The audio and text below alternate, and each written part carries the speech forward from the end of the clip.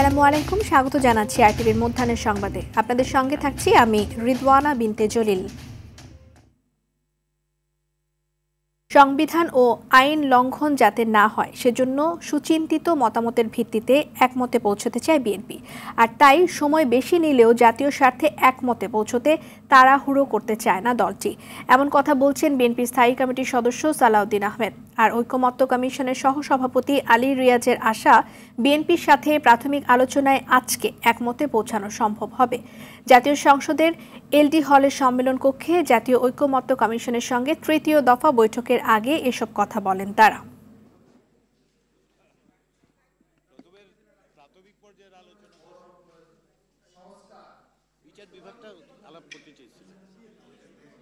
যে সমস্ত সুপারিশ দেওয়া হয়েছে বেশ কিছু বিষয়ে সামঞ্জস্য আছে, বেশ কিছু বিষয়ে মত ভিন্নতাও আছে। নিঃসন্দেহে একটি ঐতিহাসিক মুহূর্তে আমরা উপস্থিত এবং এই সমস্ত সুপারিশের ব্যাপারে চূড়ান্ত সিদ্ধান্ত বা কোনো সিদ্ধান্তই কেবলমাত্র এই টেবিল থেকে হতে পারবে না, কেন সংশ্লিষ্ট দলগুলোর ক্ষেত্রে তাদের নীতি নির্ধারকরা নিঃসন্দেহে অংশগ্রহণ করবেন। আজকে বিচার বিভাগ দিয়ে আমরা সংবিধানের অংশটি যেটা বিচার বিভাগে আছে, এটা আর্টিকেল 94 থেকে 117 পর্যন্ত মোট 20টা আর্টিকেল আছে বিচার বিভাগ সংক্রান্ত, সেটা আমরা খুব সংক্ষিপ্ত সময়ে সমাপ্ত করতে পারবো।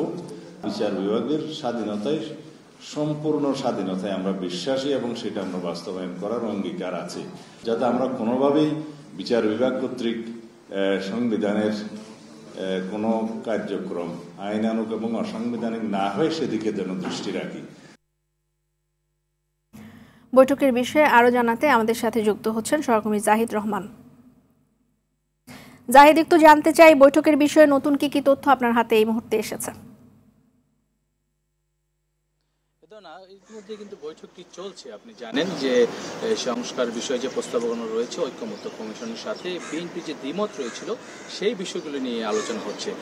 আরেকটি বিষয় আপনাকে জানিয়ে রাখতে চাই, এই বিষয়ে আমাদেরকে আরও একটি আপডেট দিতে পারবে সর্বশেষ দুপুর 1টা নাগাদ বিএনপি স্থায়ী কমিটির সালাউদ্দিন আহমেদ, তিনি আমাদেরকে জানাবেন আরও বিস্তারিত যে এর মধ্যে কি আলোচনা হয়েছে। তবে ইতিমধ্যে আপনারা জানেন যে বিচার বিভাগ নিয়ে যে আলোচনাগুলো রয়েছে সেই বিষয়গুলোতে তারা একমতে পৌঁছাতে চান এবং সংবিধানের যে বিষয়গুলো রয়েছে সংস্কারের বিষয়ে সেগুলো বিষয়েও তারা একমতে পৌঁছাতে চান।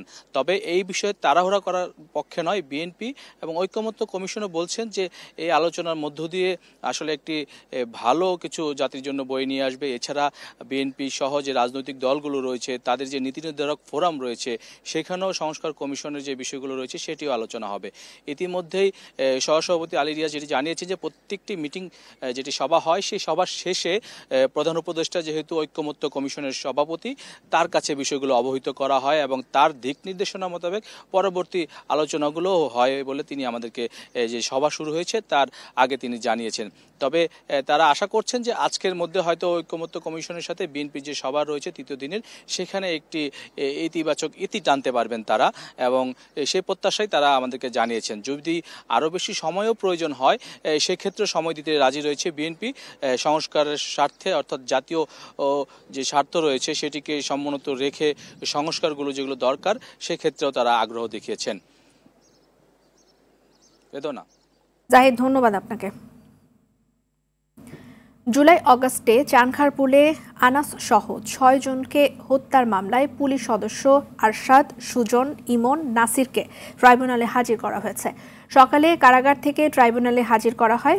আজ মামলায় আনুষ্ঠানিক অভিযোগ দাখিলের কথা থাকলেও সময় নেবে প্রসিকিউশন। এর আগে সোমবার চূড়ান্ত অভিযোগ প্রসিকিউশনের হাতে জমা দেয় তদন্ত সংস্থা। চিফ প্রসিকিউটর জানান, 90 পৃষ্ঠার এ তদন্ত প্রতিবেদন 195 দিনের তদন্ত শেষে গতকাল আন্তর্জাতিক অপরাধ ট্রাইব্যুনালে জমা দেওয়া হয়েছে। পলাতক রয়েছেন সাবেক ডিএমপি কমিশনার হাবিবুর রহমান সহ আরও কয়েকজন। চিফ প্রসিকিউটর জানিয়েছেন, প্রতিবেদন অনুযায়ী মোট 79 জন সাক্ষীর জবানবন্দি গ্রহণ করা হয়েছে। প্রতিবেদনে সংযুক্ত আছে 19টি ভিডিও, 11টি পত্রিকার প্রতিবেদন, 2টি অডিও, 11টি বই এবং রিপোর্ট, এবং সেই সাথে 6টি মৃত্যু সনদ।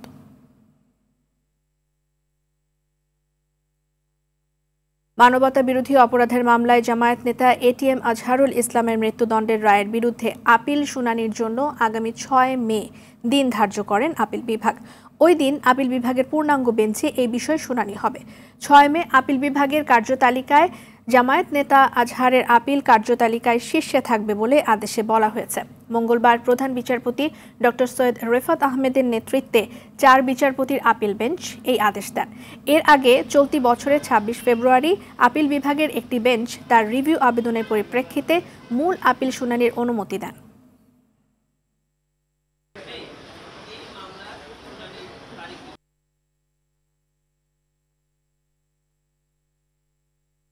মামলার আগের রায়কে আমরা চেঞ্জ করতে চাচ্ছি, সেই রায়টি দিয়েছিলেন 5 সদস্য বিশিষ্ট বিচারপতি। আর এখন আজকের যে বেঞ্চ ছিল এটি ছিল 4 সদস্য বিশিষ্ট।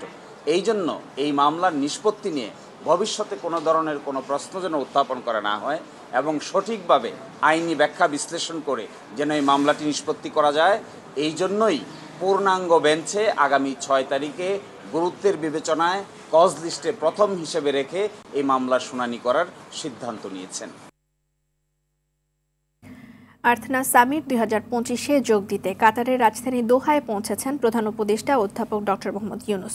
প্রধান উপদেষ্টা ও তার সফর সঙ্গীদের বহনকারী বাংলাদেশ বিমানের ফ্লাইটটি সোমবার কাতারের স্থানীয় সময় রাত 9:40 দোহায় হামাদ আন্তর্জাতিক বিমানবন্দরে অবতরণ করে। প্রধান উপদেষ্টাকে অভ্যর্থনা জানান কাতারে নিযুক্ত বাংলাদেশের রাষ্ট্রদূত মোহাম্মদ নজরুল ইসলাম। এর আগে সোমবার সন্ধ্যা 7টার দিকে বিমান বাংলাদেশ এয়ারলাইন্সের একটি ফ্লাইটে হযরত শাহজালাল আন্তর্জাতিক বিমানবন্দর ত্যাগ করেন প্রধান উপদেষ্টা। সামিটের অংশ হিসেবে 22 ও 23 এপ্রিল সামিটে উপস্থাপনা, ইন্টারঅ্যাক্টিভ প্যানেল আলোচনা ছাড়াও গোলটেবিল বৈঠকের মাধ্যমে বিভিন্ন বিষয় নিয়ে আলোচনা হবে। প্রধান উপদেষ্টা প্রেস সচিব জানান, সফরকালে ডক্টর ইউনূস কাতারের আমির Sheikh Tamim bin Hamad Al থানির সঙ্গে দ্বিপক্ষীয় বৈঠক করবেন। 6 দফা দাবি আদায়ের লক্ষ্যে চট্টগ্রামে আবারও আন্দোলনে নেমেছেন পলিটেকনিক ইনস্টিটিউটের শিক্ষার্থীরা। ক্যাম্পাসে তালা ঝুলানোর পাশাপাশি অন্যান্য কর্মসূচি পালন করার কথা রয়েছে তাদের। এই বিষয়ে আরও জানাতে সেখান থেকে সরাসরি যোগ দিচ্ছেন সহকর্মী সাইফুল মাহমুদ। সাইফুল, আন্দোলনের বিষয়ে জানাবেন, সবশেষ কি পরিস্থিতি সেখানে? যে রিদওয়ান, আসলে যেমনটি বলেছিলেন, চট্টগ্রাম পলিটেকনিক্যাল ইনস্টিটিউটের শিক্ষার্থীরা আজকে কিন্তু আসলে ক্লাস বর্জন করে তারা কিন্তু অবস্থান নিয়েছেন গেটের সামনে। তারা কিন্তু কিছুক্ষণের মধ্যেই তারা কিন্তু প্রতিটি প্রশাসনিক ভবনে কিন্তু তালা ঝুলিয়ে দিবেন এবং একই সাথে গেটে যে নাম ফলক রয়েছে সেটি কিন্তু লাল কাপড় দিয়ে তারা ঢেকে দিবেন বলে তারা জানিয়েছেন। তারা কিন্তু এই আন্দোলনটা চালিয়ে যেতেন দীর্ঘ 8 মাস ধরে। এটা ভিতরে তারা আন্দোলন চালিয়ে যেতেন ক্যাম্পাসের ভিতরেই। গত মাসের 19 তারিখ থেকেই তারা কিন্তু এটি বৃহৎ আকারে আন্দোলন চালিয়ে যেতেন এবং চট্টগ্রামের বিশেষ করে ওরা ক্যাম্পাসের বাইরে গিয়ে কিন্তু তারা কিন্তু এটা অবস্থান নিয়েছেন। এবং আমরা কিন্তু একজন শিক্ষার্থীর সাথে একটু কথা বলবো।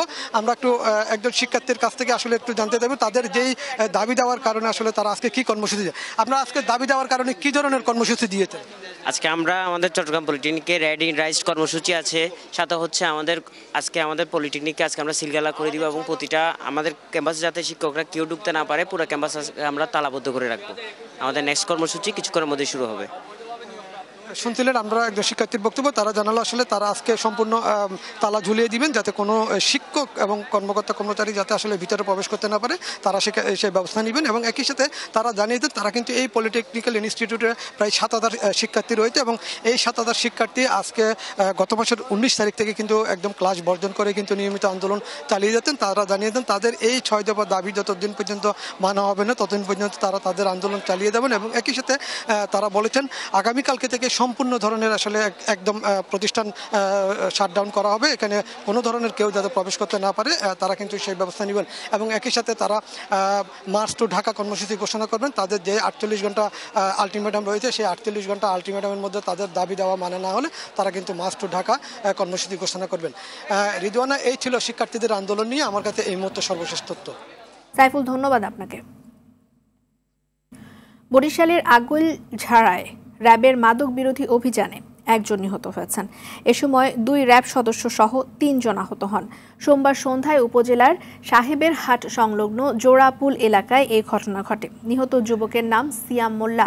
তিনি উজিরপুর উপজেলার বাহেরঘাট গ্রামের বাসিন্দা। আগৈলঝাড়া পুলিশের ভারপ্রাপ্ত কর্মকর্তা অলিউল ইসলাম জানিয়েছেন, র্যাবের একটি টিম মাদক বিরোধী অভিযানে গেলে মাদক ব্যবসায়ীদের সঙ্গে গোলাগুলির ঘটনা ঘটে। এতে গুলিবিদ্ধ হয়ে সিয়াম নিহত হন।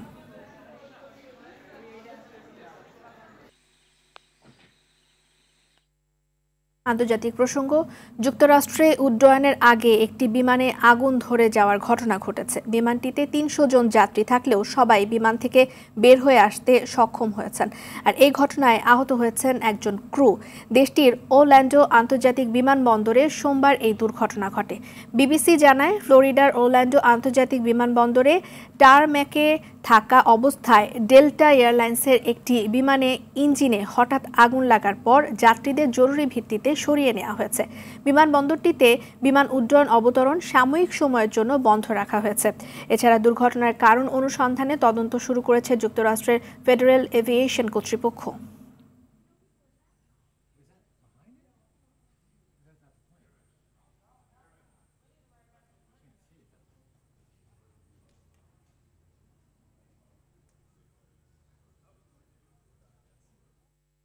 এখন খেলার খবর। বৃষ্টি থামলেও ভেজা আউটফিল্ডের কারণে বাংলাদেশ জিম্বাবুয়ের মধ্যকার প্রথম টেস্টে তৃতীয় দিনের খেলা এখনও শুরু হয়নি। সিলেটে এদিন সকাল থেকেই থেমে থেমে বৃষ্টি হয়। এদিন ২৫ রানে পিছিয়ে থেকে মাঠে নামবেন মমিনুল হক ও মাহমুদুল হাসান জয়। এর আগে প্রথম ইনিংসে বাংলাদেশে ১৯১ রানের জবাবে ২৭৩ রান করেছিল সফরকারী জিম্বাবুয়ে। ৮২ রানে পিছিয়ে থেকে দ্বিতীয় দিনের শেষ ভাগে দ্বিতীয় ইনিংস শুরু করা বাংলাদেশ দলীয় ১৩ রানেই সাদমানের উইকেট হারায়। তবে দ্বিতীয় উইকেটে মমিনুলকে নিয়ে দিনের বাকি সময় আর কোনো বিপদ হতে দেননি জয়। বাংলাদেশ দ্বিতীয় দিন শেষ করেছিল ১ উইকেটে ৫৭ রান নিয়ে।